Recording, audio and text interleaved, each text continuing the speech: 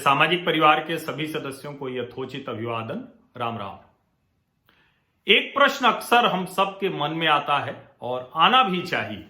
वह प्रश्न ये है कि सरकार अगर कोई अभी है तो पहले की सरकार से उसकी नीति में कोई परिवर्तन है क्या।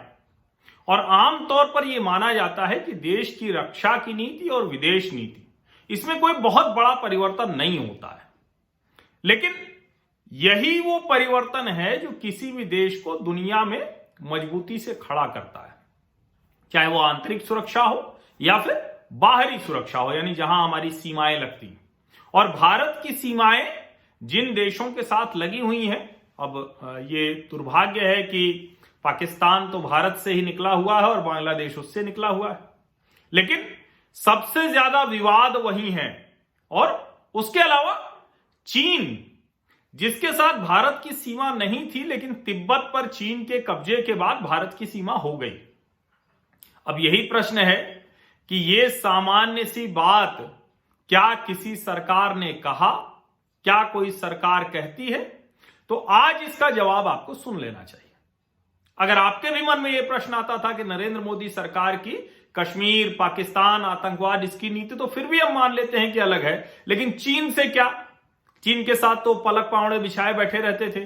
चीन के साथ गलवान घाटी में जो हुआ, हमारे सैनिक वीर गति को प्राप्त हुए, ठीक है, उनके भी सैनिकों की गर्दनें तोड़ दी। चीन को भी समझ में आ गया कि किससे मुकाबला है। लेकिन बावजूद इसके क्या चीन ने अपनी जो आक्रामक विस्तारवादी नीति थी उसमें कोई बदलाव किया? और अगर चीन ने बदलाव नहीं किया तो भारत ने कौन सा बदलाव किया? यह प्रश्न हमारे मन में आता है और आज उसका उत्तर मिला है रक्षा मंत्री राजनाथ सिंह के बयान से। रक्षा मंत्री राजनाथ सिंह ने कहा कि उत्तराखंड की सीमाएं नेपाल और तिब्बत से लगती हैं। नेपाल तो मित्र राष्ट्र हमारा ही है, उसके साथ बड़े अच्छे संबंध हैं।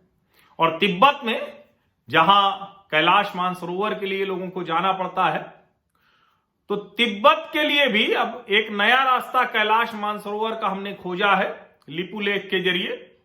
और रक्षा मंत्री राजनाथ सिंह का यह बयान भले ही बड़ा छोटा सा बयान है, लेकिन भारत सरकार, प्रधानमंत्री नरेंद्र मोदी की अगुवाई में चल रही सरकार, उसकी पूरी नीति के बारे में बता देता है। और लंबे समय से जो कहा जा रहा था कि आखिर भारत की सरकार कैसे आगे बढ़ेगी, चीन के साथ कैसे वो डील करेगी, चीन को कैसे वो ये बताएगी कि देखिए वैसे ही आपने अतिक्रमण किया हुआ है। अब उस वक्त जब एक, जिसको कहें कि अग्रिम चौकी पर जाकर भारत के प्रधानमंत्री ने कहा था कि जो विस्तारवादी आक्रामक लोग ऐसे होते हैं उनको झुकना पड़ता है या टूटना पड़ता है, ये तो होगा ही होगा। और बिना चीन का नाम लिए उन्होंने कहा था। आज भी रक्षा मंत्री ने कोई चीन का नाम नहीं लिया, लेकिन आज चीन का नाम लेते तब तो कोई बात ही नहीं रह जाती। ये बयान ही महत्वपूर्ण इसीलिए है रक्षा मंत्री का कि उन्होंने नेपाल और तिब्बत कहा है। यानी भारत की सरकार, भारत के रक्षा मंत्री यह मानते हैं, और अब हमारे लिए यह बड़ा महत्वपूर्ण है कि चीन को भले ही आक्रामक नीति से उसने तिब्बत कब्जाया और तिब्बत की वजह से चीन हमारा पड़ोसी हो गया, लेकिन चीन भारत का पड़ोसी नहीं है। ये भारत सरकार के रक्षा मंत्री का बयान होने का मतलब भारत सरकार की अधिकृत नीति हो गई। अधिकृत नीति होने का मतलब यह हुआ कि जो भी दुनिया देख रही है, आज दुनिया भर में इस बयान पर चर्चा होगी और आप लोगों को भी, हमको भी इसकी चर्चा करनी चाहिए। क्योंकि अगर हम इसकी चर्चा नहीं करेंगे तो इसका जो मकसद है वो अधूरा रह जाएगा। क्योंकि हम भारतीय तो मुश्किल यह है कि चीन की नीतियों, चीन के बयान, चीन के विस्तारवादी तरीके, उसी पर बात करने में मगन रहते हैं। हम या तो उससे डरते रहते हैं या चिढ़ते रहते हैं या उसी को बताकर अपनी ही सरकार को कटघरे में खड़ा करते रहते हैं।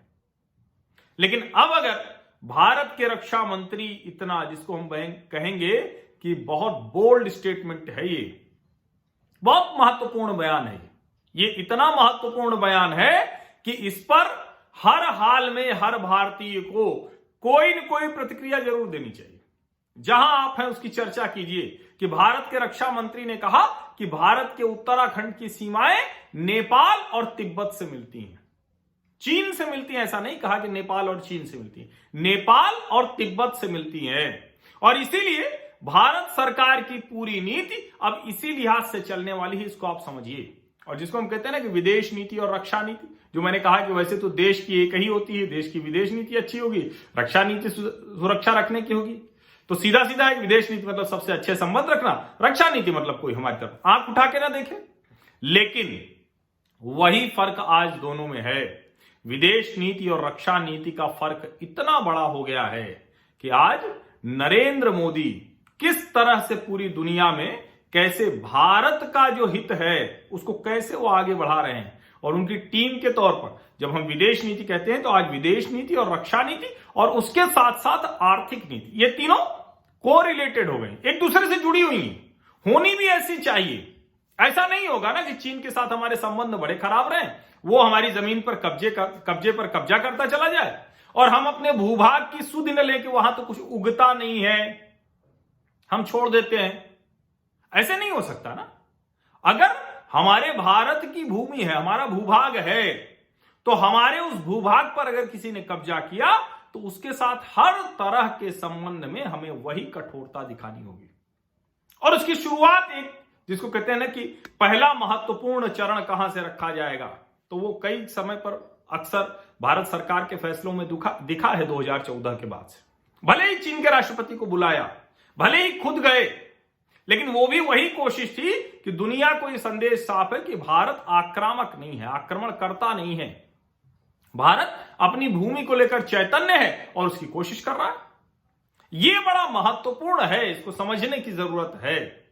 और मुझे लगता है कि रक्षा मंत्री राजनाथ सिंह का आज का ये बयान, उस पर हर भारतीय को खूब चर्चा करनी चाहिए। इसको जिसको कहते हैं ना कि संदर्भ इसका बनना चाहिए कि भारत के रक्षा मंत्री ने कहा कि उत्तराखंड की सीमाएं वो नेपाल और तिब्बत से लगती हैं। देखिए, इसकी प्रतिक्रिया चीन की तरफ से जरूर आएगी, लेकिन अब उन प्रतिक्रियाओं से भारत के ऊपर विशेष फर्क नहीं पड़ता है, अंतर नहीं पड़ता है।